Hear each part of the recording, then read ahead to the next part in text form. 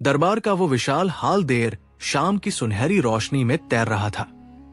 महल की दीवारों पर लगे चांदी के झाड़ू झुमरों की चमक आपके जैसी नहीं थी। वो किसी कहानी की तरह लगती थी, जिसमें हर किरण किसी पुराने किस्से की याद लाती थी। माहौल में शाही किस्म की गंभीरता थी, पर उस गंभीरता में भी एक तरह का हल्का सा उत्सुक होठों पर उभर रहा था। आज बीरबल कुछ ऐसा करने वाला था कि अकबर भी सोच में पड़ जाए। बादशाह अकबर सिंह का चेहरा हमेशा की तरह शांत था, पर उसकी नजरों में आज कुछ अलग चमक दिख रही थी। उम्मीद नहीं, जिज्ञासा। बीरबल, जिसकी बुद्धिमत्ता की कहानियां महल की हर कोठरी में गूंजती थी, मंच के एक कोने में खड़ा था। सीधी रीढ़, शांत मुस्कान और आंखों में एक धीमी तरकीब की चमक। दरबार में उपस्थित मंत्री, नवाब और दरबारी एक अनदेखी धुन की तरह बेचैन थे। किसी को पता था कि शाम कुछ अलग होने वाली है। कहानी की शुरुआत एक छोटी पर प्रतीकात्मक घटना से होती है। महल के सिस्टर में एक छोटी सी डालिया थी, जो अक्सर हवा के साथ सरसराती।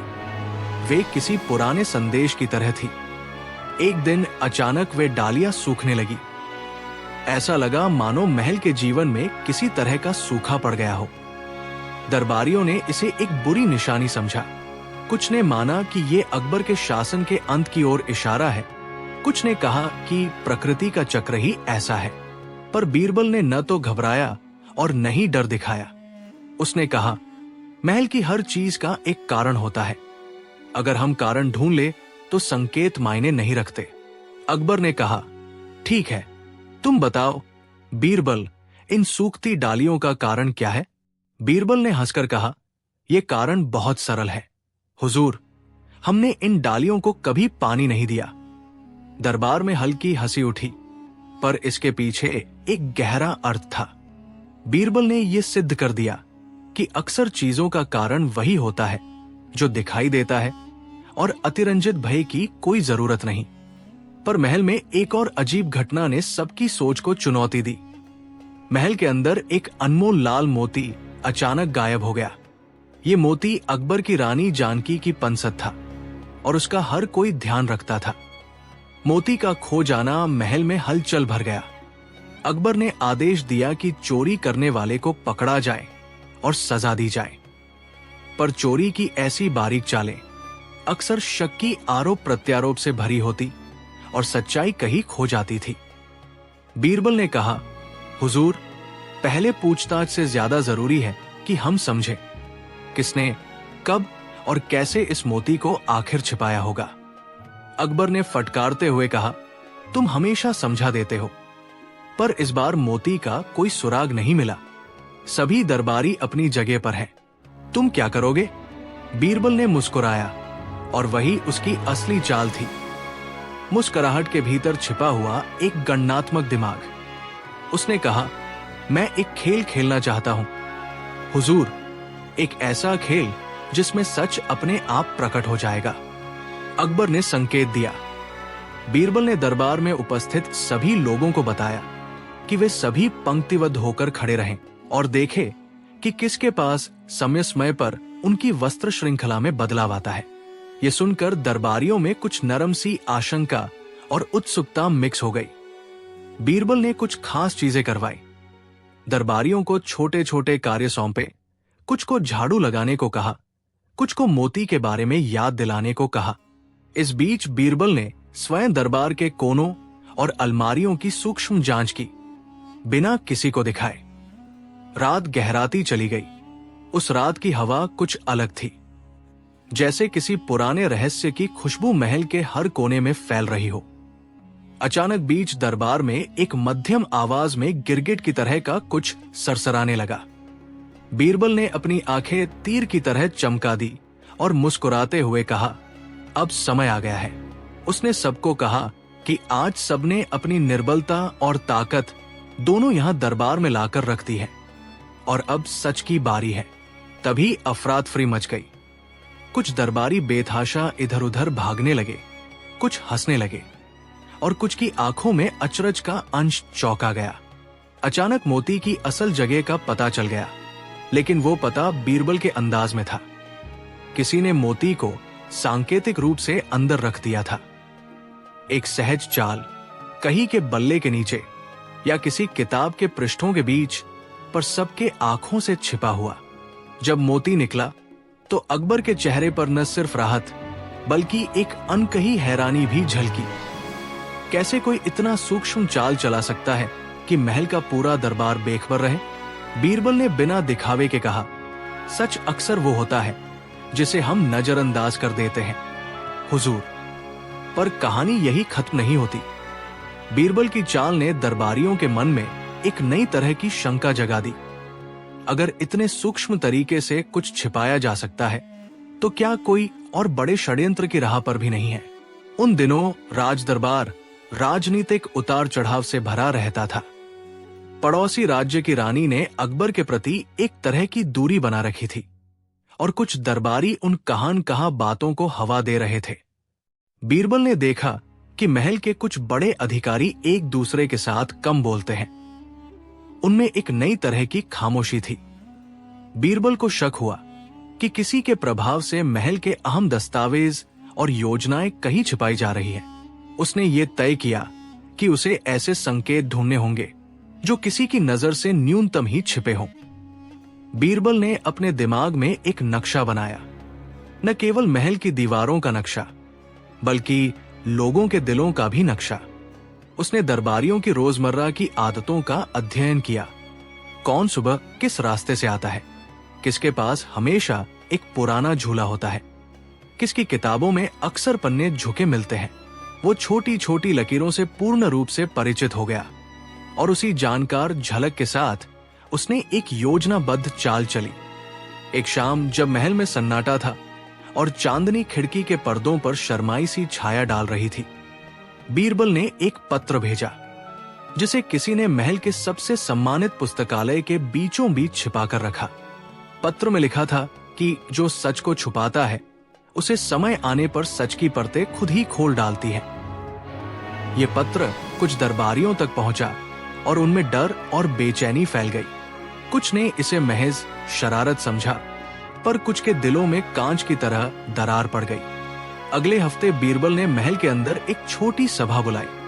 वो सभा खुलेआम और बिना किसी रस्मी श्रृंगार के थी। बीरबल ने सभी को अपनी बात रखने को कहा, पर किसी को नाम लेने की अनुमति नहीं थी। सभा के बीचों बीच बीरबल ने एक कथा सुनाई, एक कहानी जिसमें एक राजा और उसका चतुर सलाहकार था।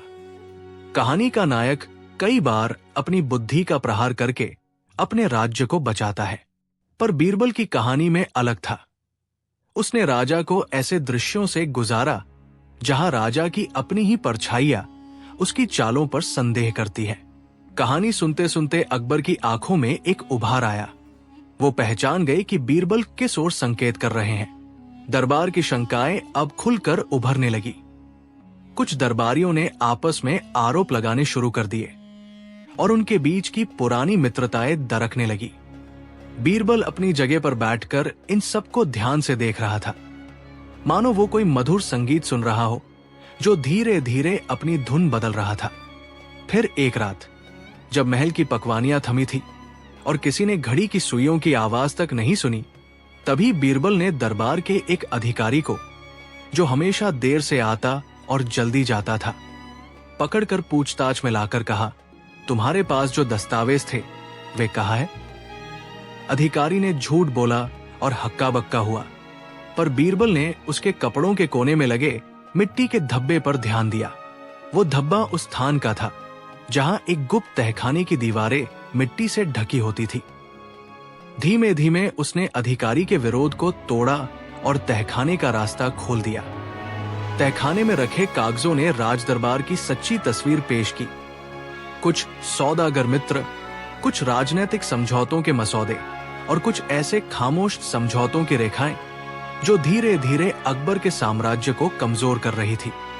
अकबर ने यह देखकर मंथर होकर कहा, यह तो मेरे लिए एक सदमे जैसा है। पर बीरबल ने कहा, हुजूर, सदमा तो सच्चाई पर विश्वास न करने में है। अब जब सच्चाई हाथ में है, हमें उससे सीख लेनी चाहिए। बीरबल ने उन दस्तावेजों की जांच कराई और धीरे धीरे राजनैतिक जाल के किनारों को काटा गया। कुछ लोग गिराए गए, कुछ ने आत्मसमर्पण किया और कुछ भाग निकले। महल में एक नया अनुशासन लाने के लिए बीरबल ने सलाह दी। उसने अकबर को यह समझाया कि शक्ति केवल वचन से नहीं बल्कि सत्य और न्याय के साथ टिकती है। समय बीतता गया, अकबर की नीतियां और भी दैर्घ्यपूर्ण होती गई और दरबार में वही पुरानी गरिमा लौट आई। पर बीरबल की चतुराई ने सिर्फ एक ही बात नहीं दिखाई थी, उसने ये भी दिखाया कि एक चतुर सलाहकार कैसे धैर्य, अवलोकन और सूक्ष्म चालों से बड़े संकटों को टाल सकता है।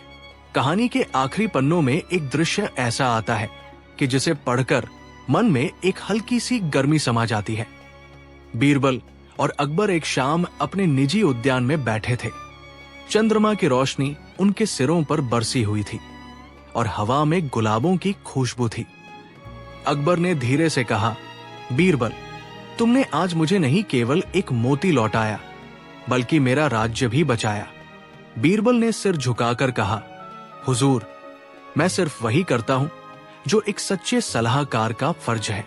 पर याद रखिए, असली शक्ति जनता के विश्वास में है और वो तभी बनी रहती है जब हम अपनी नीयत और इरादों को साफ रखें। अकबर ने कुछ पल के लिए चुप्पी साध ली और फिर बोला, तुमने एक बार फिर सिद्ध कर दिया कि ये चतुराई केवल बीरबल में ही हो सकती है और मैं इसलिए धन्य हूं कि वो बुद्धि मेरे पास है। बीरबल मुस्कुराया, पर उसकी मुस्कान में घमंड नहीं बल्कि संतोष की शीतलता थी। वो जानता था कि जितना भी वो बुद्धिमत्ता के फूल खिलाएगा, शासन की बगिया को उसी तरह से पानी देना होगा। सतत प्रयास, निष्ठा और सच्चाई। कहानी यही समाप्त होती है, पर वो समाप्ति एक नई शुरुआत का संकेत है। अकबर के दरबार में लोगों ने फिर सीखा कि आंखों में धैर्य और मन में संदेह दोनों का संतुलन जरूरी है, और बीरबल की चतुराई ने यह सिद्ध कर दिया कि बुद्धि सिर्फ समस्याओं को हल करने के लिए नहीं बल्कि समाज के भरोसे और संवेदनशीलता को बनाए रखने के लिए भी जरूरी है। इस कहानी में कोई बड़े बड़े दृश्य वाले भाग नहीं दिए गए, नहीं किसी तरह के अंकित हिस्सों में बांटा गया है, क्योंकि हर घटना निर्बाध रूप से एक दूसरे से जुड़ी हुई है। ये कथा उसी सतत धारा की तरह है जो बहते हुए एक नदी के उभर तिनम किनारों की तरह हर मोड़ पर नवीनता लेकर आती है। जब बीरबल ने बिना कुछ बोले अकबर को सब समझा दिया। दरबार का वो आलोकित ओवरहेड था। मीनारों की आभा से महल की दीवारें सुनहरी हो गई थी और आगरा के सबसे बड़े आंगन में बैठा सम्राट अकबर अपनी राजसी आसन पर मुस्तली रहा था। आज दरबार में एक अजीब सी चुप्पी थी, न सिर्फ इसलिए कि बाहरी दुनिया के कुछ समाचार महल तक पहुंचे थे, बल्कि इसलिए कि आसपास की हवा में एक ऐसे सत्य की सूंघ आने जैसी बेचैनी थी जिसे अकबर अपने शब्दों से समझना चाहता था। अकबर ने आज अपने दरबारी मंत्रियों और सज्जनों से आदेश दिया था कि एक व्यापारी पर अविश्वास के आरोपों की जांच करवाई जाए। व्यापारियों का एक समूह आया था, आंखों में भय, और आरोप यह था कि एक धनी व्यापारी ने व्यापारियों का पैसा हड़प लिया और फिर अपने पड़ोसियों की शिकायतों को ताक पर रखकर महल की ऊंची पहुंच का सहारा लिया। अकबर ने सुना और उन आंखों में संदेह की आग जगी। किसी राज में राजाधिकारी का विश्वास नष्ट होना सबसे भयावह बात थी, पर सबसे पहली शख्सियत जिसने इस पूरे मामले को देखने का अदला-बदली रूप अपनाया वह था बृहस्पति हाजिर, दरबार का वो बुद्धिमान शख्स जिसने अकबर के हास्य और गंभीर दोनों ही पहलुओं को नापना जानता था। बीरबल को मालूम था कि अक्सर शब्द सच छिपा लेते हैं और खामोशी कभी कभी एक तलवार से ज्यादा तेज आघात कर देती है। पर आज वो तय कर चुका था कि वो अपने जोशीले, तार्किक और कभी कभी व्यंग्यात्मक वाणी से काम नहीं लेगा। वो बिना कुछ बोले अपनी मौनता से अकबर और दरबार को वो सब समझा देगा जो शब्दों से नहीं समझा जा सकता। बीरबल ने पहले से ही सब कुछ योजना बना लिया था, सरल पर उससे भी अधिक प्रभावशाली योजना। उसने आदेश दिया कि उस व्यापारी को जिसे आरोप लगे थे आज शाम को महल के प्राचीनी कोर्ट के सामने बुलाया जाए। महल का नामकुन नामक कक्ष था, एक खुला स्थान जहां शहर के लोग अपने झंडे और तख्तियां लेकर आते थे। बीरबल ने अपने एक छोटे से संकेत पर सबको बस यही बताया, जो होगा वो आंखों के सामने होगा। शब्द न थे, सिर्फ संकेत, और सब समझ गए। शाम ने अपना सुनहरा आवरण ओढ़ा। बाजार से चुने गए कुछ साधारण लोग, जो अक्सर महल के बाहर के जीवन से आते जाते रहते थे, आज महल के अंदर दरबार के आसपास इकट्ठे होने लगे। बीरबल ने उन लोगों से कहा कि वे अपने रोजमर्रा के कामों का अभिनय करें। कोई रोटी पका रहा हो, कोई घास काट रहा हो, कोई बिल्कुल आमसी तस्करी कर रहा हो, पर इन सब का उद्देश्य था एक छोटी सी नदी का नाटक। दरअसल बीरबल ने एक नई सी कहानी तैयार की थी, पर बिना किसी शब्द के। हर पात्र को केवल क्रिया के माध्यम से कहानी बतानी थी। अकबर चकित था। उसने पूछा, बीरबल, क्या यह तमाशा है? बीरबल केवल सिर हिलाकर दरबार की ओर इशारा कर गए और अपने हाथ से संकेत किया कि वो बस देखें। अकबर ने अपने भव्य कुंडल में से आंखें उन लोगों पर टिकाई। पहला दृश्य एक गरीब दर्जी का था, जो एक सूती धागे को इतने धैर्य से काट रहा था कि मानो जीवन की धड़कन वही थम गई हो। उसके हाथों की रेखाएं कहानियां कह रही थी, कर्ज की, मेहनत की, निर्वाह की। पास ही एक अमीर व्यापारी का प्रतिनिधि साफ सुथरे कपड़ों में, चमकीले जूते और महंगे दोपट्टे में आता दिखा। उसकी अंगुलियों में सिक्का भरी थैली थी। उसने दर्जी की ओर देखा। न तो उसकी आंखों में सहानुभूति, न कपड़ों में झिझक। दृश्य बदलता है। दर्जी अपने परिवार के लिए रोटियां बनाता है और एक छोटा बच्चा भूख से कराहता है। उसी व्यापारी की थैली से एक सिक्का भी फेंक दिया जाता है, जिसे दर्जी चुपचाप उठा लेता है, पर उसकी आंखों में शर्म और अपमान दोनों है। दर्शक में उहापों की लहर दौड़ती है, क्योंकि सब जानते हैं कि कभी कभी अल्प क्षण की दया भी मरहम नहीं बनती। फिर आया दूसरा दृश्य, एक खेत से लौटते किसान का। किसान थकाहार कर आता है। हल्की चोटों का निशान उसका चेहरा बता रहा है कि उसने अपनी पसीने की कमाई से अपना परिवार पाला है। व्यापारी का प्रतिनिधि, वही चमकीले कपड़ों वाला, उनके सामने खड़ा होकर अपनी थैली खींचता है और बड़े आराम से कहता है, जैसे उसे अधिकार हो, तुम्हारे हिस्से की दुखदर्द है। किसान कोई शब्द नहीं बोलता, पर उसकी निगाहें ही कह देती है, मैंने अपने खेत का पसीना दिया, ये मेरा हक है। बीरबल ने स्मृति में एक और दृश्य रखा। दो बच्चे खेल रहे हैं। एक का नाम है मुफ्ती, दूसरे का नाम है राकेश। मुफ्ती की मां ने कुछ दिन पहले अपना घर बेच दिया था ताकि बेटे को पढ़ाई के लिए धन मिल सके। राकेश के पिता ने अपनी कालीन की जांच करवाई और पाया कि उसका किनारा फट चुका है। दोनों बच्चे खेलते हुए एक पत्थर से एक छोटा सा साज बना लेते हैं। उसी बाजार में आता है वही चमक धमक वाला व्यापारी। वो हंसता है अपने भाई भतीजों संग और बच्चों को देखकर बेझिझक अपनी नाक उठाता है। दर्शक, जो कि दरबार के केंद्रीय भाग में बैठे थे, ये सब देख रहा था और हर दृश्य के साथ उनकी सांसें जरहसी भरती जा रही थी। आज की सबसे बड़ी ताकत यह थी कि कोई भी भाषण नहीं था, सिर्फ एक सिलसिला जिंदगी का आंखों के सामने खेल रहा था।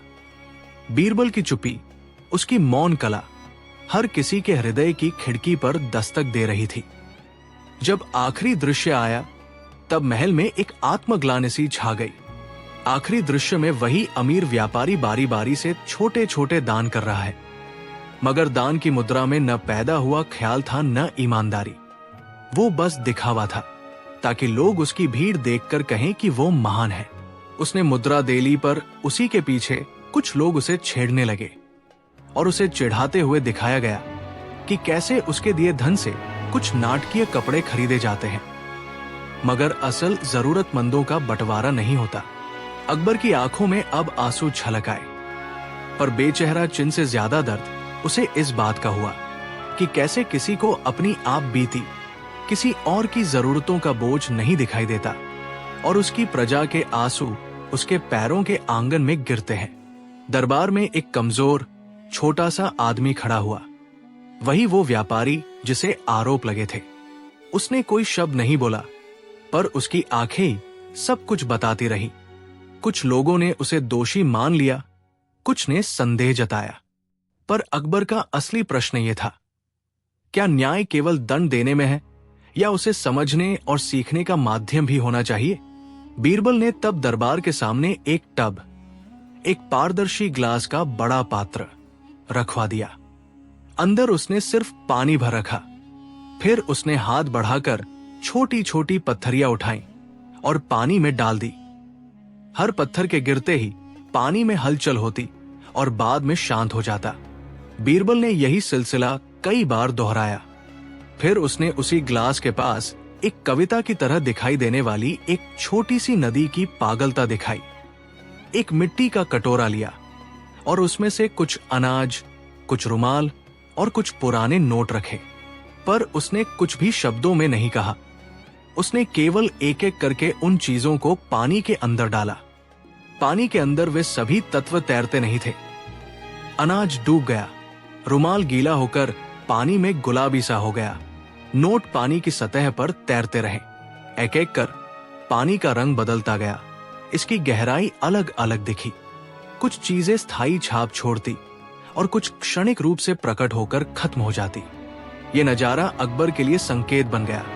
कुछ दुख हल्का है और अस्थाई, कुछ दोष गहरा और स्थायी। बीरबल अपनी चुप्पी में कह रहा था कि सच्चाई के बहुत से पहलू होते हैं। कुछ चीजें सतह पर दिखती हैं, पर उनकी जड़ें गहरे होती हैं। केवल दंड देने से चीजों का उपचार नहीं होता, चिन्हों की तह तक जाना जरूरी है। अकबर खामोशी से वो सब देख रहा था। फिर उसने उस व्यापारी की ओर देखा, जिसकी आंखों में पछतावा था, जिसकी हंसी खो चुकी थी। अकबर ने उठकर अपनी टखनी पर रखी चीज, अपना स्वर्ण सिंहासन छोड़ा और व्यापारी के पास आया। उसने व्यापारी का हाथ पकड़कर पूछा कि वो आखिर ऐसा क्यों कर गया। व्यापारी ने धीमी सी आह भरी और बिना शब्द बोले अपने चेहरे के भाव से बताया कि कैसे उसने कभी दिन पर दफ्तरों के दबाव, अपने व्यापार की जिम्मेदारियों और चाहतों के बीच फंस कर गलतियां कर दी थी। उसने स्वीकार किया कि उसकी नीयत अब भी बदलनी बाकी है। अकबर ने केवल सिर हिलाया। वो चाह रहा था कि ये बात सबको समझ में आ जाए कि न्याय का असली चेहरा दंड के साथ साथ समझ, पुनर्संरचना और शिक्षा भी है। अकबर ने आदेश दिया कि व्यापारी के ऊपर जुर्माने की जगह उसे कुछ ऐसे काम दिए जाएं, जो उसके लाभ को कम कर देंगे, पर जिससे उसे समाज की भावनाएं समझ में आए। वही काम जिसे आज के दौरान वो अपने आप भी देख चुका था। दरबार ने आहाय वाह की, पर बीरबल ने एक हल्की मुस्कान भरकर सारी वाहवाही को टाल दिया। उसने आज भी बिना बोले, सिर्फ क्रिया और संकेतों से अकबर और दरबार को वो समझ दिया जो शब्दों से मुश्किल था, कि शक्ति केवल कानून न बनाए बल्कि संवेदना भी पैदा करे। रात गहरी हुई तो दरबार भी शांत हो गया। बीरबल ने अकबर के साथ एक छोटी सी सैर पर चलना चाहा, बिना किसी भाषा के, बस चुपके से। दोनों चुपचाप महल के आंगन के पास बाग की ओर बढ़े। अकबर ने अचानक कहा, तुम आज कुछ बोले नहीं बीरबल। क्यों? बीरबल ने अपनी आंखों से उत्तर दिया, एक ऐसी मुस्कान जो बताती हो कि उसके शब्द ज्यादा बार भ्रम फैला देते हैं। अकबर ने समझ लिया, कभी कभी शब्दों की जगह भावनाएं हो तो वे ज्या भी जाने न पाए। अगले दिनों उसी व्यापारी ने मेहनत करके अपने पुराने गलती सुधारने शुरू कर दी। उसने गरीबों के लिए छोटी छोटी सुविधाएं प्रवर्तित की, कर्ज माफ किया और उन छोटे व्यवसायों की सुध ली जिन्हें उसने पहले अनदेखा किया था।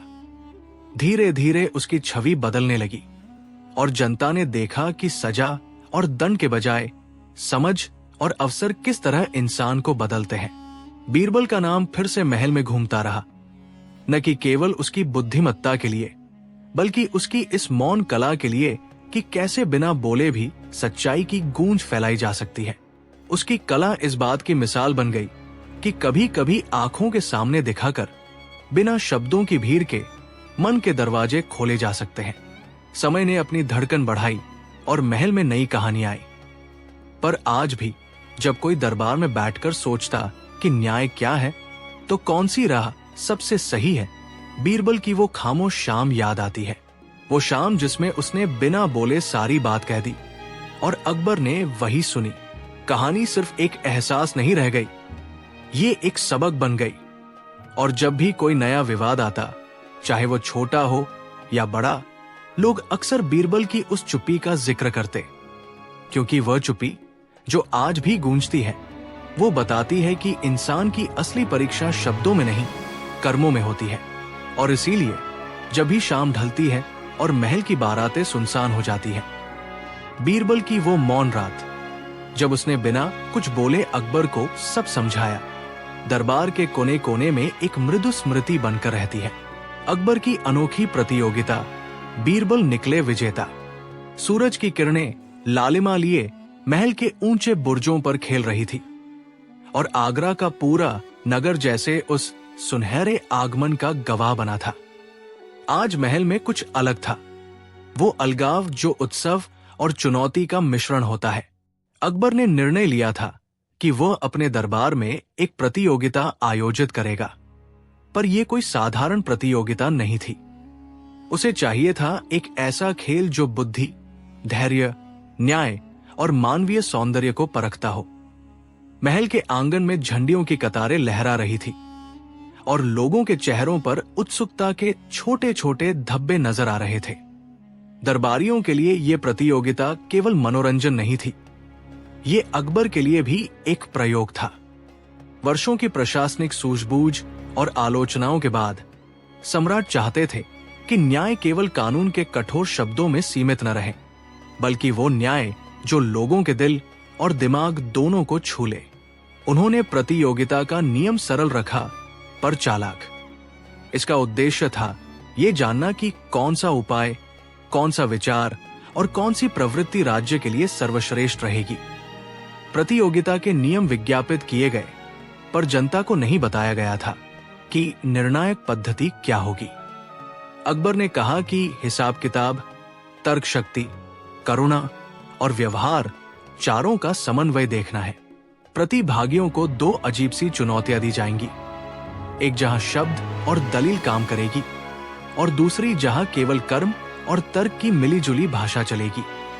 विजेता को न केवल महल की मान्यता मिलेगी, बल्कि एक वर्ष के लिए राज्य का एक विशेष शाही दायित्व, गरीबों के कल्याण का निरीक्षण दे दिया जाएगा।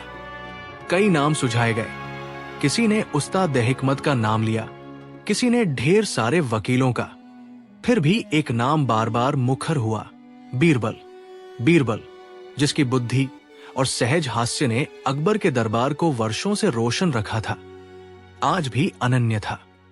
पर वो कभी नहीं चाहता था कि उसकी बुद्धिमत्ता केवल तर्क की जीत बनकर सामने आए। उसने हमेशा कहा कि बुद्धि का असली प्रयोग तब है जब वो इंसानियत के काम आए। प्रतियोगिता की घोषणा सुनते ही लोग उत्साहित हुए। कईयों ने सोचा कि ये तो केवल बुद्धिमत्ता की कसौटी है, मगर बीरबल ने कुछ अलग सोचा। वो जानता था कि अकबर कुछ और परखना चाहते हैं। क्या कोई इतना समझदार है कि न्याय को केवल अधिकार नहीं समझे, बल्कि उसके पीछे की पीड़ा तक जाए? प्रतियोगिता के दिन महल एक महोत्सव की तरह सज गया। गांवों से लोग आए, व्यापारी आए, विद्वान आए और कई ऐसे भी आए जो सिर्फ ये देखने को उत्सुक थे कि क्या कोई असमर्थ व्यक्ति भी न्याय दिला सकता है। अकबर ने घोषणा की कि प्रतियोगिता 3 चरणों में होगी। पहले चरण में प्रश्नोत्तरी और तर्क होंगे, विद्वानों के प्रश्न, दार्शनिक बहस और तार्किक पहेलियां। दूसरे चरण में व्यवहारिक परख होगी। प्रतिभागियों को कुछ ऐसी स्थितियां दी जाएंगी जहां उन्हें निर्णय लेना होगा। तीसरा चरण सर्वाधिक रहस्यमयी था। वो निर्णायक अनुभव होगा जिसमें शब्दों की बजाय कर्म ही बोलेंगे। बीरबल ने पहले दिन बड़े ध्यान से भाग लिया। उसने हंसकर प्रश्नों का उत्तर दिया, पर उसकी आंखों में गंभीरता भी थी। पहले चरण में उसने तार्किक प्रश्नों का बहुमूल्य उत्तर दिया, किंतु उसने ऐसी व्याख्या की जो केवल शास्त्र नहीं बल्कि लोगों के जीवन से जुड़ी हुई थी। उसने दिखाया कि कैसे न्याय और नीति के सूत्र जीवन के छोटे छोटे तंतुओं से जुड़े होते हैं, और ये कि नियम बिना सहानुभूति के कठोर हो जाते हैं। दर्शक मंत्रमुग्ध थे। दूसरे दिन व्यवहारिक चुनौती थी। प्रतिभागियों को बाजार के बीचों बीच लाया गया। वहां कुछ नकली झूठे दावे, दहेज के झगड़े और घरेलू विवादों की नकल रची गई। हर प्रतिभागी को अलग अलग स्थिति में न्याय करना था, पर उन्हें यह भी बताया गया कि उनके निर्णय का प्रभाव वास्तविक लोगों पर पड़ेगा, नाटक नहीं। बीरबल ने यहां भी विचित्र परंतु निष्ठुर नियम अपनाया। उसने कोई तत्काल कठोर आदेश नहीं दिया, पर फैसला करते समय उसने लोगों की आंखों में झांक कर उनकी पीड़ा समझने का काम किया। उसने एक ऐसा नियम अपनाया जिसमें केवल कानून का पाठ नहीं, बल्कि लोगों के व्यावहारिक होश और संवेदनाएं शामिल थी। लोगों ने देखा कि बीरबल न केवल कानूनी धाराओं का हवाला देता है, बल्कि वो हर निर्णय के साथ कोई छोटा सा उपक्रम भी सुझा देता है जो दोषी को सुधारने और पीड़ित को राहत देने का काम करे। उसकी सूझबूझ और दयालुता दोनों ने दर्शकों का दिल जीत लिया। तीसरा चरण, जो कि सबसे रहस्यमयी था, एक बड़े खुले मैदान में रखा गया। वहां पर अकबर ने 4 अलग अलग कक्ष बनाए थे, जिनके नाम थे कल्पना, तर्क, धैर्य और कर्म। प्रतिभागियों को हर कक्ष में एक एक चुनौती दी जाएगी, पर बीच बीच में एक और शर्त जोड़ दी गई। कक्षों का सबूत बाहर नहीं दिया जाएगा, पर जो भी निर्णय लिया जाएगा उसे अगले वर्ष राजकीय नीति का हिस्सा माना जाएगा। यह सुनकर एक सन्नाटा छा गया। यह प्रतियोगिता अब सिर्फ दिखावा नहीं रही थी, यह सरकार की दिशा तय कर सकती थी। बीरबल ने मुस्कुरा कर कहा कि वो तैयार है, पर उसने अपनी कुछ अनोखी तैयारियां की थी।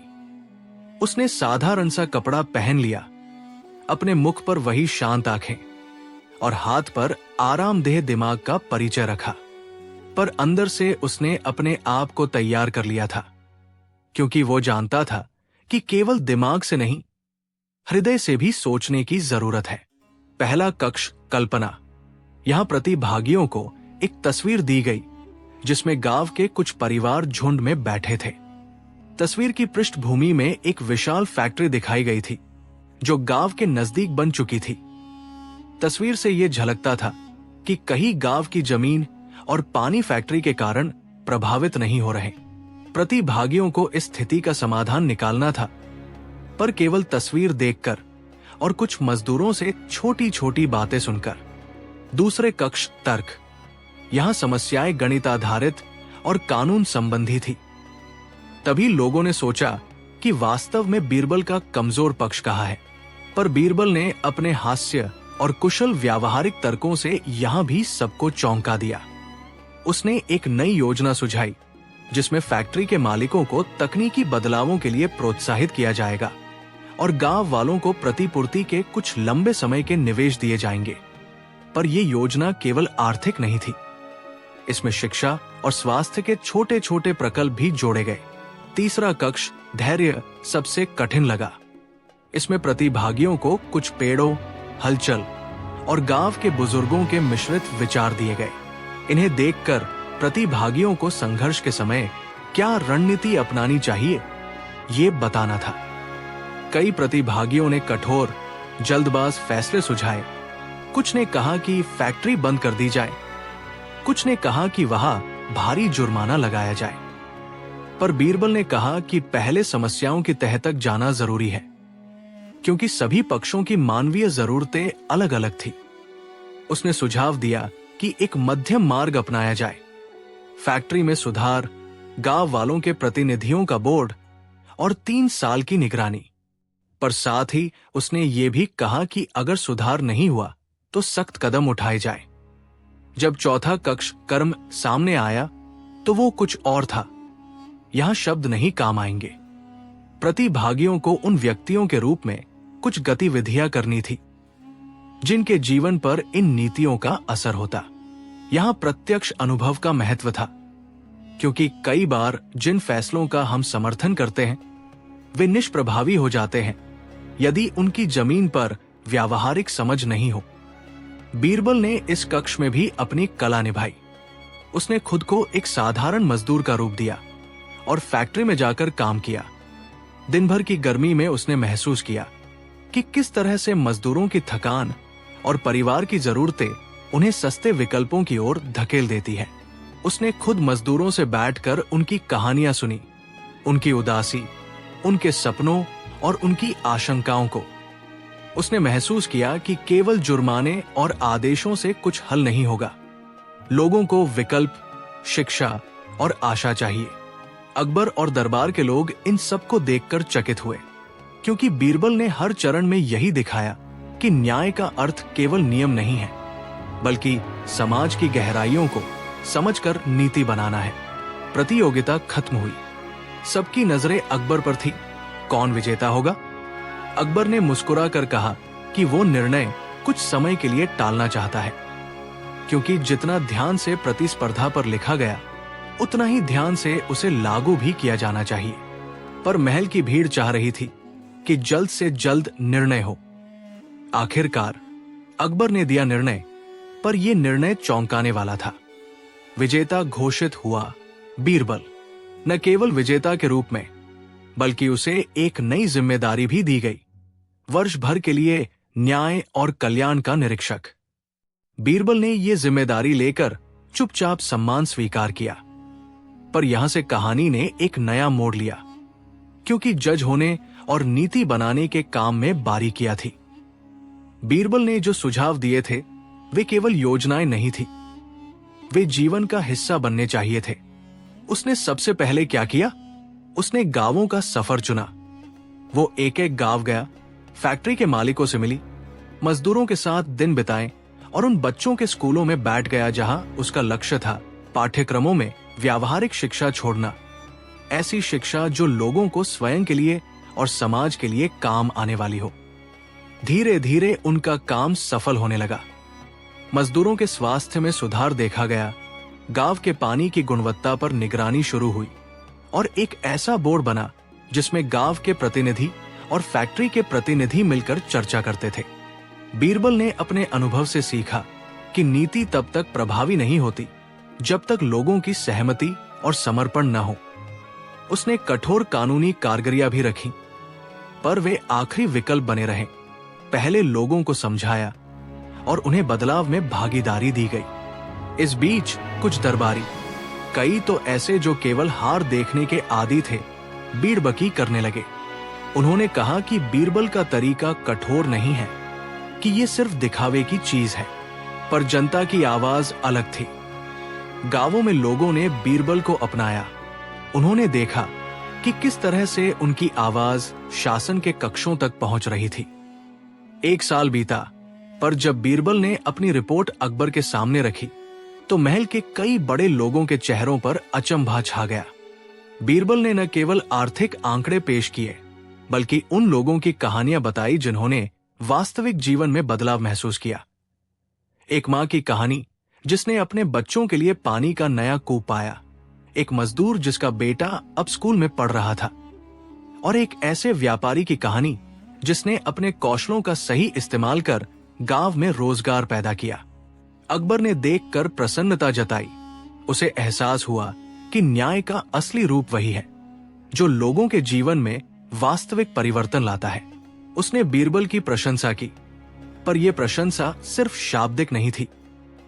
अकबर ने यह भी स्वीकार किया कि उसने स्वयं इस प्रक्रिया से काफी कुछ सीखा। बीरबल ने भी बहुत कुछ सीखा। उसने जाना कि बुद्धिमत्ता के साथ धैर्य और मानवता भी जरूरी है। उसने जनता की जरूरी आवाज को शासन की नीतियों में पिरोया और दिखाया कि नीति जब धरातल पर उतरती है तो वो शक्ति बन जाती है, न कि केवल कागजों का ढेर। उसी दिन से बीरबल का नाम और बढ़ गया, नहीं सिर्फ चतुराई के कारण, बल्कि उसकी समझ और करुणा के कारण। महल में लोग अब बीरबल को केवल न्याय का हल्का फुल्का ज्ञान देने वाला शख्स नहीं मानते थे। वो एक ऐसा व्यक्ति बन गया था जो शासन और जनता के बीच एक सशक्त पुल था। कई सालों तक जब भी कोई राज्य में कठिन निर्णय लेने की बात आती, अकबर अक्सर एक स्मृति कहते, अकबर की अनोखी प्रतियोगिता, और लोग मुस्कुरा कर कहते, वही जहां बीरबल निकले विजेता। ये कहानी सिर्फ एक प्रतियोगिता की नहीं थी, ये उस तरह की सोच की जीत थी जो लोगों को साथ लेकर चलती है। समय के साथ बीरबल की विधियां और अकबर की दूरदर्शिता कई पुस्तकों में लिखी गई, पर असली उपहार वह था जो गांवों और शहरों में महसूस किया गया। और जब भी कोई युवा निर्णय लेने बैठता, वो बीरबल की पद्धति सबसे पहले सुनो, समझो, फिर विचार करो को अपना निर्देशन मानता। अकबर ने भी जीवन में कई और परीक्षाएं देखी, पर इस प्रतियोगिता ने उसे सिखाया कि शासन का मूल तत्व केवल शक्ति नहीं, बल्कि सहानुभूति भी है। उस दिन की प्रतियोगिता ने राजकीय परंपराओं को नया अर्थ दिया और यह सिद्ध कर दिया कि जब बुद्धि और करुणा साथ चले तो वो जीत सबसे अधिक दीर्घकालीन और न्याय संगत होती है। वर्षों के बाद जब महल के प्रांगण में बच्चे बीरबल की कहानियां सुनते तो वे आंखें चमका कर पूछते, बीरबल ने कैसे सब जीता? और बूढ़े लोग मुस्कुराकर जवाब देते, नन्हे, उन्होंने सिर्फ बुद्धि नहीं लगाई, उन्होंने हर दिल को समझा। यही कथा आज भी सुनाई जाती है। अकबर की अनोखी प्रतियोगिता, बीरबल निकले विजेता, एक स्मरण जिसमें शासक और शासित, नियम और मानवता, दंड और करुणा का ऐसा संतुलन दिखता है जिसकी मिसाल आज भी अद्भुत बनी रहती है। और इस तरह एक प्रतियोगिता ने न केवल एक विजेता दिया, बल्कि एक नया रास्ता दिखाया, एक ऐसा रास्ता जहां शासन का अर्थ केवल आदेश नहीं, बल्कि सेवा और समझ भी हो। कहानी यही खत्म नहीं होती, क्योंकि जब भी कोई नया प्रश्न उभरता है, लोग याद करते हैं उस दिन को जब अर्जुन सी निष्ठा और बुद्धिमत्ता ने मिलकर न्याय की नई कहानी लिखी। और वो कहानी बीरबल के नाम से जानी गई। दरबार में मस्खरे की बदमाशी, बीरबल ने दिया जोरदार सबक। महल का आंगन उस दिन किसी उत्सव से कम नहीं लग रहा था। झंडियां लहरा रही थी, बंसरी और ढोल की हल्की सी धुनें हवा में घुली थी, और दरबार के कोनों में बैठे लोग उत्सुकता से आंखें चमका रहे थे। पर इस सब सौंदर्य के बीच एक हल्की सी बेचैनी थी, जैसे कोई कलाकार मंच पर कुछ अलग करने की चाह में हो और दर्शक उसे रोकने की चाह रखते हों। दरअसल आज दरबार में एक नया मस्खरा आया था। नाम था गुलाबी बालम। गुलाबी बालम का नाम सुनते ही लोगों की नजरें उस तरफ टिक जाती। वो कोई साधारण मस्खरा नहीं था। उसकी हरकतों में एक तेजाई और ढीठपन था जो कुछ लोगों को हंसाता, पर कई बार दूसरों को अपमानित भी कर देता। गुलाबी बालम गलीनुटगढ़ से आया था। उसने शहर में कई जगह चट्टे कमेंट किए, कुछ जगहों पर लोगों के कपड़े फाड़ दिए, और कुछ समय के लिए वो शहर की हलचल का केंद्र बन गया। जब उसे महल में बुलाया गया तो कई लोगों ने सोचा, यहां उसकी हरकतें मजा देंगी और लोगों का मनोरंजन कर देंगी। पर बीरबल कुछ और ही सोच रहा था। वो जानता था कि मस्खरों की सच्ची चालाकी तभी खतरनाक होती है जब वो दूसरों की गरिमा को चोट पहुंचाए और लोग उसे केवल मनोरंजन समझकर उसे बढ़ावा दे। गुलाबी बालम का प्रवेश पारंपरिक था। चमकीले रंगों के कपड़े, चेहरे पर मोटा सा मेकअप और हाथों में छोटी छोटी शरारतें। उसने दरबार में आते ही कुछ पुराने कव्वालों के गाने का मजाक बनाया, एक मंत्री के टोपी पर रंगीन परिंदा रख दिया, और कुछ नौसिखिए दरबारी को चिढ़ाते हुए उसके सिर पर हल्का सा पानी डाल दिया। ज्यादातर लोग पहले तो हंसे, पर कुछ की आंखों में दुखी भाव उभर आया। अकबर ने नजर दौड़ाई। उसकी आंखों में एक जिज्ञासा थी, पर साथ ही न्याय की छवि भी थी। वो देखना चाहता था कहां हद पार होगी। बीरबल ने तुरंत महसूस किया कि गुलाबी बालम की हरकतें मनोरंजन से ज्यादा उत्पीड़न का रूप ले सकती है। उसने अकबर को एक संकेत दिया, बिना किसी शोर शराबे के, कि वो इस मस्खरे का एक विशेष सबक देगा। बीरबल को पता था कि शब्दों से समझाना फालतू हो सकता है। लोग अक्सर बहस सुनते हैं पर बदलते नहीं। उसने योजना बनाई, एक ऐसी योजना जिसमें गुलाबी बालम की ही हरकत उसके ऊपर ही पड़े और वो खुद अपनी हरकतों का सामना करे। दरबार में उसी दिन एक बड़ा आयोजन रखा गया। राज्य की छोटी मोटी उपहार वितरण सभा। लोग खुश थे क्योंकि कई जरूरतमंदों को अनाज, कपड़े और कुछ सिक्के दिए जाने थे। बीरबल ने कहा कि मसखरे को आज का मुख्य आकर्षण बनाया जाए, पर सबको ये बताया नहीं गया कि असल में क्या होने वाला है। गुलाबी बालम को भी इसमें विशेष तौर पर आमंत्रित किया गया। उसे बताया गया कि उसकी कला से दरबार का मनोरंजन होगा और लोग उसे खूब सराहेंगे। मसखरा गर्व से महल के मंच पर आ बैठा। वो सोच रहा था कि आज उसके मजाक का ताजा मंच मिलेगा और वो और भी ऊंचा उड़ान भरेगा। सभा प्रारंभ हुई। बीरबल ने मंच पर एक बड़ी सी चंदन की पेटिका रखी, जिसमें बहुतायत में रंग बिरंगे कपड़े, नकली गहने और कुछ प्रतीकात्मक वस्तुएं रखी थी। ये वो दर्शाती थी जो समाज दिखावे के नाम पर इकट्ठा कर लेता है। उसने मंच के पास कुछ ग्रामीणों और मध्यम वर्गीय लोगों को जगह दी। वे सभी अपने सामान के साथ आए थे, जिन्हें बदलवाने या बांटने की जरूरत थी। गुलाबी बालम को जैसे ही मंच की अनुमति मिली, उसने वही शुरू किया जो वो सबसे अच्छा समझता था, हंसी उड़ाना। उसने पहले एक बुजुर्ग बैल वालन की ढेर सारी कहानियों का मजाक बनाया, फिर एक युवा कवि के हाथ की मेहंदी पर तंज कसा और उसके बाद उसने स्पष्ट रूप से एक गणमान्य मंत्री की वेशभूषा की नकल की। दर्शक कुछ पल हंसे, पर मन के किसी कोने में एक अजीब सी अशांति थी। बीरबल ने तभी आदेश दिया, गुलाबी बालम की नकल की जाने वाली वस्तुएं मंच पर रखी गई पेटिका में डाल दी जाए। तब गुलाबी बालम को क्या पता था कि वो जो कुछ भी दूसरों के साथ मजाक में करता आया था, वही वस्तुएं अब उसकी भी होंगी। उसने देखा कि जिन वस्तुओं का वह मजाक उड़ाता था, वे अब उन्हें दिखवाई जा रही हैं, पर इस बार वे उसकी अपनी शर्मिंदगी का कारण बनेंगी। पहला पल ऐसा था कि गुलाबी बालम खुद को असहज महसूस करने लगा। बीनों पर जड़े नकली गहने, रंगीन कपड़े और मेकअप, ये वो चीजें थी जिनका वह इस्तेमाल दूसरों का मजाक उड़ाने में करता था। अब बीरबल ने उसे मंच पर बुलाया और जनता के बीच उपस्थित कुछ नौजवानों को कहा कि वे मधुर आवाज में उन वस्तुओं का प्रदर्शन करें। पर नियम था कि हर वस्तु का उपयोग किसी न किसी तरीके से केवल उसकी गरिमा तक सीमित रहेगा। गुलाबी बालम ने खुद को सीमित पाकर गुस्से में कहा कि वह तो सबका मनोरंजन कर रहा था, पर बीरबल ने आंखों की एक मुस्कान दी और कहा कि वो पहले देखना चाहता है कि क्या गुलाबी बालम उसी सीमा का आदर कर सकता है जिसे वो दूसरों के लिए तय करता है। ये सुनकर कुलीन और निम्न दोनों वर्ग के लोग झंझना गए। वे देखना चाहते थे कि मसखरा अब कैसे अपना ही मजाक सहेगा। फिर बीरबल ने एक और कदम उठाया। उसने गुलाबी बालम को आदेश दिया कि वो उन वस्तुओं में से कुछ चुनकर वे काम करे जो समाज में संतुलन बनाए रखने के लिए आवश्यक है, जैसे किसी बूढ़े की पीठ थपथपाना, किसी भूखे को रोटी देना, किसी जरूरतमंद की दुपट्टा संभाल कर देना। मसखरे को ये काम बाझे लगे। उसने इन्हें न मानकर तुच्छता से टाला। लोगों की निगाहें अब उसके ऊपर थी। पता था कि या तो वह इन कार्यों को करके अपनी असफलता स्वीकार करेगा या इन जिम्मेदारियों को नाकार कर और ज्यादा शर्मिंदगी बढ़ाएगा। गुलाबी बालम ने शुरू में ये सब अनादर किया।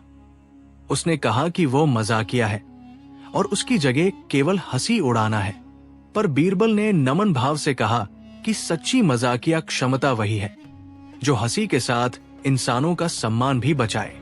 तब उसने उसी मसखरे की पीठ पीछे एक छोटा सा दर्पण रख दिया ताकि वो अपनी हरकतों को स्वयं देख सके। ये दर्पण गुलाबी बालम के लिए निर्माता का आईना बन गया। जब भी वो किसी की ओर तंज कसते हुए अपना चेहरा देखता, दर्पण उसे उसके असली चेहरे की झलक दिखलाता। ऐसा चेहरा जिसे वो कभी दिखाना नहीं चाहता था। वो चेहरे की नकल पर हंसता, पर दर्पण उसकी असलियत दिखाता। धैर्यहीनता, घमंड और एक छोटी आत्मा जो दूसरों के आंसू को आराम समझकर मजाक बनाती है। फिर एक ऐसा दृश्य आया जिसने सबको सन्न कर दिया। बीरबल ने मंच पर एक नाटकीय घटना करवाई। एक गरीब मां आई जिसके हाथ में एक बेकार सा कपड़ा और छोटे बच्चे की तस्वीर थी। उसने मंच पर आकर बताया कि कैसे गुलाबी बालम की एक हरकत में उसके पति की बेरुखी को दिखाया गया था और उसका परिवार कलंकित हो गया। मां की आंखें नम थी और महल में एक मौन छा गया। गुलाबी बम के चेहरे का रंग उतर गया। वो पहली बार अपनी हरकतों की सच्ची कीमत देख रहा था।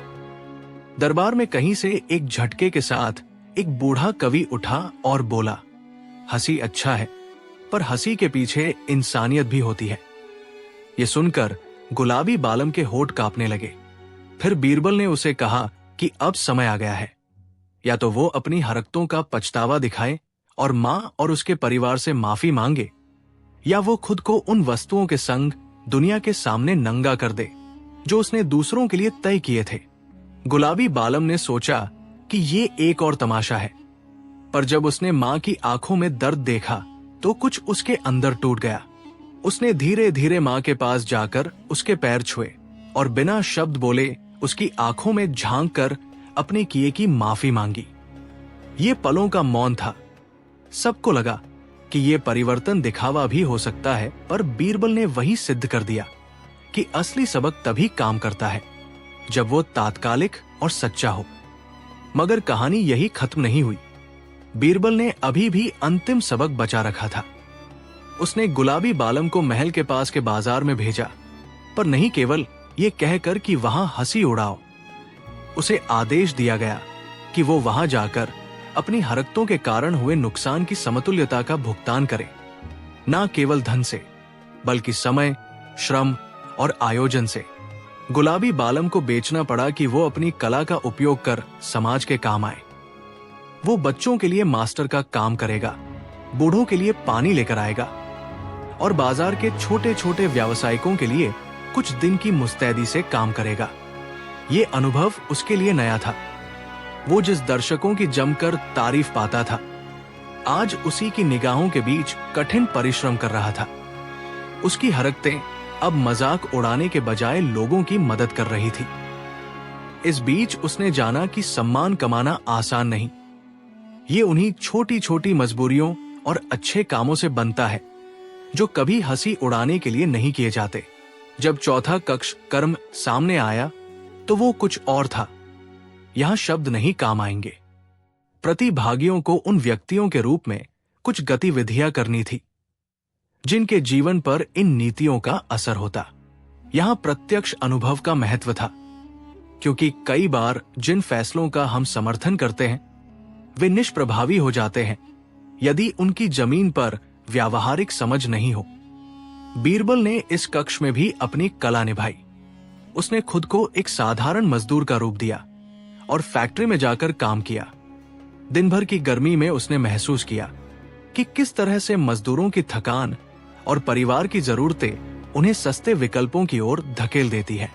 उसने खुद मजदूरों से बैठकर उनकी कहानियां सुनी, उनकी उदासी, उनके सपनों और उनकी आशंकाओं को। उसने महसूस किया कि केवल जुर्माने और आदेशों से कुछ हल नहीं होगा।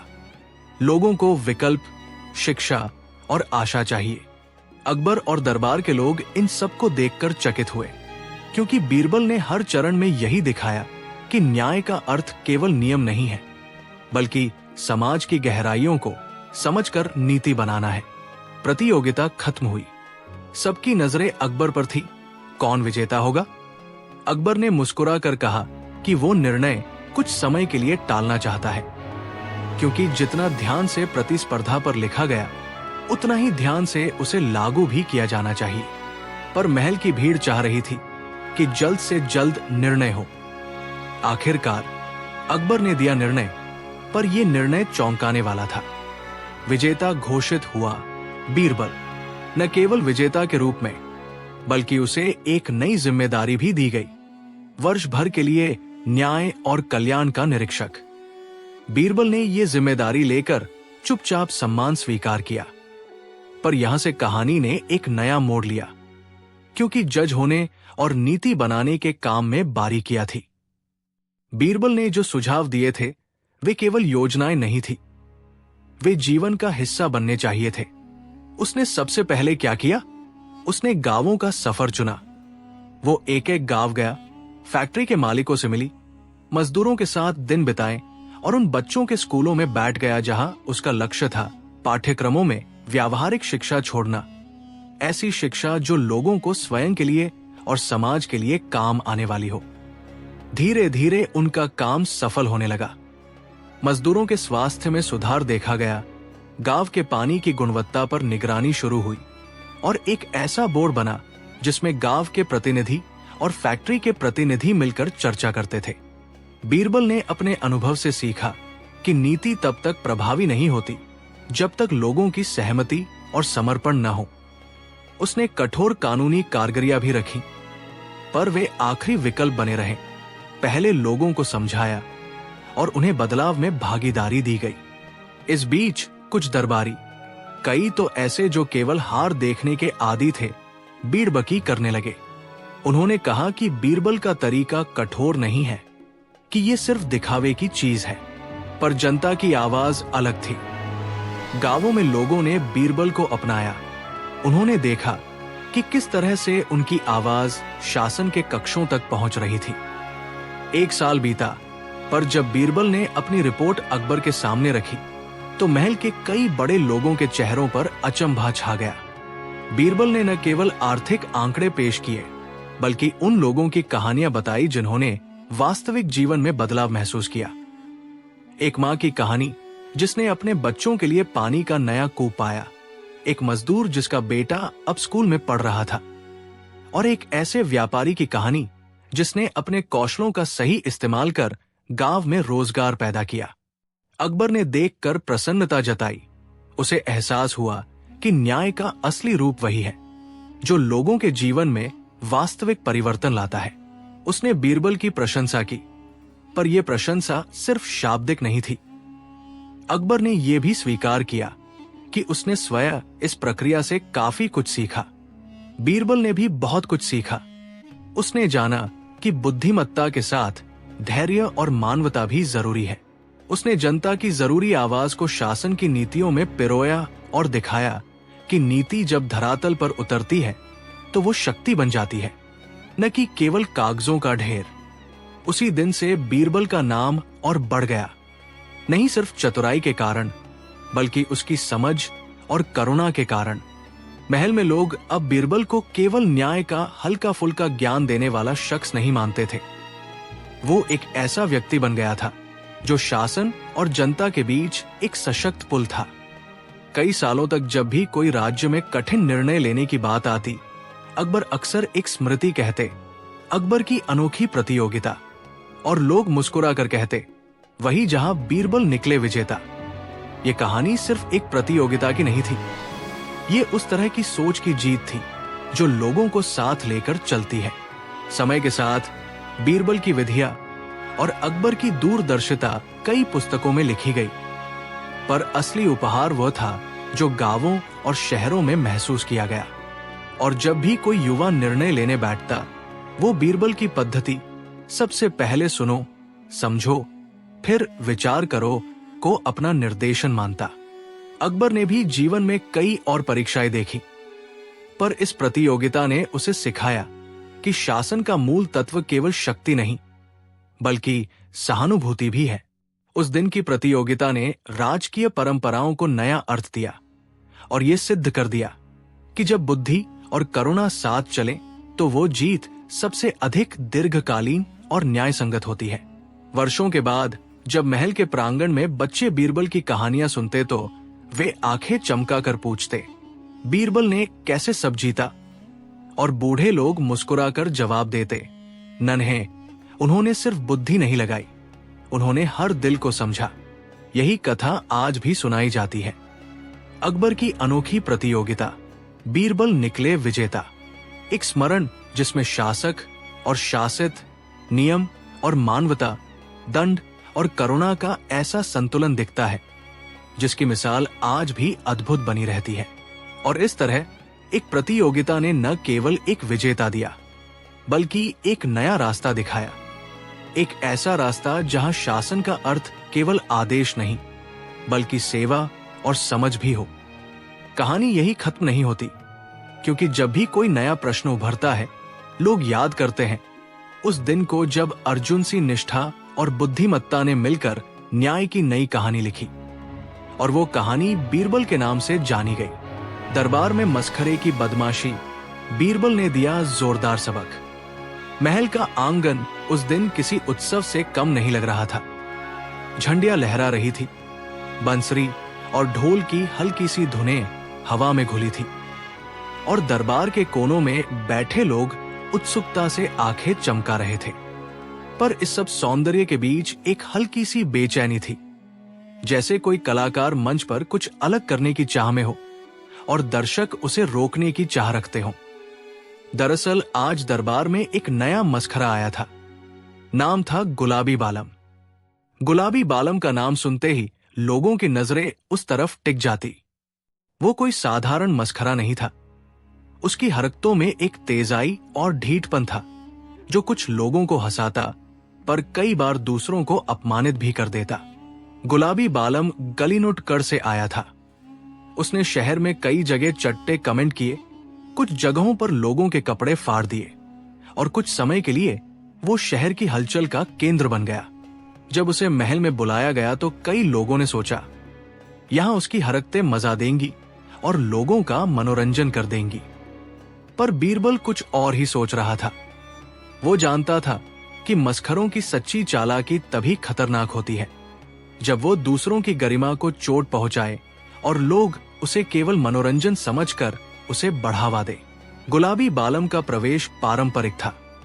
चमकीले रंगों के कपड़े, चेहरे पर मोटा सा मेकअप और हाथों में छोटी छोटी शरारतें। उसने दरबार में आते ही कुछ पुराने कव्वालों के गाने का मजाक बनाया, एक मंत्री के टोपी पर रंगीन परिंदा रख दिया, और कुछ नौसिखिए दरबारी को चिढ़ाते हुए उसके सिर पर हल्का सा पानी डाल दिया। ज्यादातर लोग पहले तो हंसे, पर कुछ की आंखों में दुखी भाव उभर आया। अकबर ने नजर दौड़ाई। उसकी आंखों में एक जिज्ञासा थी, पर साथ ही न्याय की छवि भी थी। वो देखना चाहता था कहां हद पार होगी। बीरबल ने तुरंत महसूस किया कि गुलाबी बालम की हरकतें मनोरंजन से ज्यादा उत्पीड़न का रूप ले सकती हैं। उसने अकबर को एक संकेत दिया, बिना किसी शोर शराबे के, कि वो इस मस्खरे का एक विशेष सबक देगा। बीरबल को पता था कि शब्दों से समझाना फालतू हो सकता है। लोग अक्सर बहस सुनते हैं पर बदलते नहीं। उसने योजना बनाई, एक ऐसी योजना जिसमें गुलाबी बालम की ही हरकत उसके ऊपर ही पड़े और वो खुद अपनी हरकतों का सामना करे। दरबार में उसी दिन एक बड़ा आयोजन रखा गया, राज्य की छोटी मोटी उपहार वितरण सभा। लोग खुश थे क्योंकि कई जरूरतमंदों को अनाज, कपड़े और कुछ सिक्के दिए जाने थे। बीरबल ने कहा कि मस्खरे को आज का मुख्य आकर्षण बनाया जाए, पर सबको ये बताया नहीं गया कि असल में क्या होने वाला है। गुलाबी बालम को भी इसमें विशेष तौर पर आमंत्रित किया गया।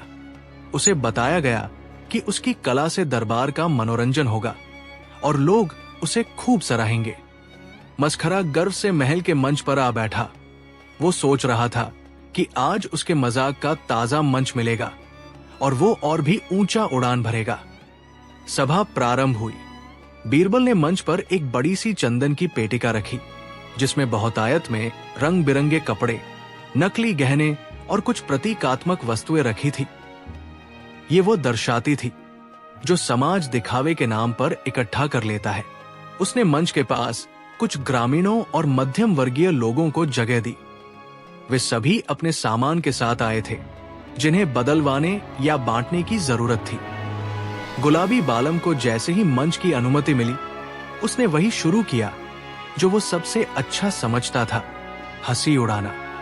उसने पहले एक बुजुर्ग बैल वालन की ढेर सारी कहानियों का मजाक बनाया, फिर एक युवा कवि के हाथ की मेहंदी पर तंज कसा, और उसके बाद उसने स्पष्ट रूप से एक गणमान्य मंत्री की वेशभूषा की नकल की। दर्शक कुछ पल हंसे, पर मन के किसी कोने में एक अजीब सी अशांति थी। बीरबल ने तभी आदेश दिया, गुलाबी बालम की नकल की जाने वाली वस्तुएं मंच पर रखी गई पेटिका में डाल दी जाए। तब गुलाबी बालम को क्या पता था कि वो जो कुछ भी दूसरों के साथ मजाक में करता आया था, वही वस्तुएं अब उसकी भी होंगी। उसने देखा कि जिन वस्तुओं का वह मजाक उड़ाता था वे अब उन्हें दिखवाई जा रही हैं, पर इस बार वे उसकी अपनी शर्मिंदगी का कारण बनेंगी। पहला पल ऐसा था कि गुलाबी बालम खुद को असहज महसूस करने लगा। बीनों पर जड़े नकली गहने, रंगीन कपड़े और मेकअप, ये वो चीजें थी जिनका वह इस्तेमाल दूसरों का मजाक उड़ाने में करता था। अब बीरबल ने उसे मंच पर बुलाया और जनता के बीच उपस्थित कुछ नौजवानों को कहा कि वे मधुर आवाज में उन वस्तुओं का प्रदर्शन करें, पर नियम था कि हर वस्तु का उपयोग किसी न किसी तरीके से केवल उसकी गरिमा तक सीमित रहेगा। गुलाबी बालम ने खुद को सीमित पाकर गुस्से में कहा कि वह तो सबका मनोरंजन कर रहा था, पर बीरबल ने आंखों की एक मुस्कान दी और कहा कि वो पहले देखना चाहता है कि क्या गुलाबी बालम उसी सीमा का आदर कर सकता है जिसे वह दूसरों के लिए तय करता है। यह सुनकर कुलीन और निम्न दोनों वर्ग के लोग झंझना गए। वे देखना चाहते थे कि मस्खरा अब कैसे अपना ही मजाक सहेगा। फिर बीरबल ने एक और कदम उठाया। उसने गुलाबी बालम को आदेश दिया कि वो उन वस्तुओं में से कुछ चुनकर वे काम करे जो समाज में संतुलन बनाए रखने के लिए आवश्यक है, जैसे किसी बूढ़े की पीठ थपथपाना, किसी भूखे को रोटी देना, किसी जरूरतमंद की दुपट्टा संभाल कर देना। मस्खरे को ये काम बाझे लगे। उसने इन्हें न मानकर तुच्छता से टाला। लोगों की निगाहें अब उसके ऊपर थी। पता था कि या तो वह इन कार्यों को करके अपनी असफलता स्वीकार करेगा या इन जिम्मेदारियों को नाकार कर और ज्यादा शर्मिंदगी बढ़ाएगा। गुलाबी बालम ने शुरू में ये सब अनादर किया। उसने कहा कि वो मजाकिया है और उसकी जगह केवल हंसी उड़ाना है, पर बीरबल ने नमन भाव से कहा कि सच्ची मजाकिया क्षमता वही है जो हंसी के साथ इंसानों का सम्मान भी बचाए। तब उसने उसी मस्खरे की पीठ पीछे एक छोटा सा दर्पण रख दिया ताकि वो अपनी हरकतों को स्वयं देख सके। ये दर्पण गुलाबी बालम के लिए निर्माता का आईना बन गया। जब भी वो किसी की ओर तंज कसते हुए अपना चेहरा देखता, दर्पण उसे उसके असली चेहरे की झलक दिखलाता। ऐसा चेहरा जिसे वो कभी दिखाना नहीं चाहता था। वो चेहरे की नकल पर हंसता, पर दर्पण उसकी असलियत दिखाता। धैर्यहीनता, घमंड और एक छोटी आत्मा जो दूसरों के आंसू को आराम समझकर मजाक बनाती है।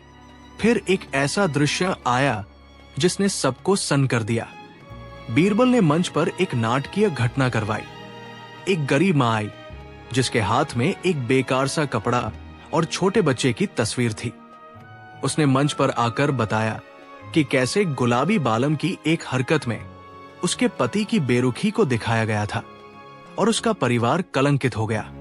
मां की आंखें नम थी और महल में एक मौन छा गया। गुलाबी बम के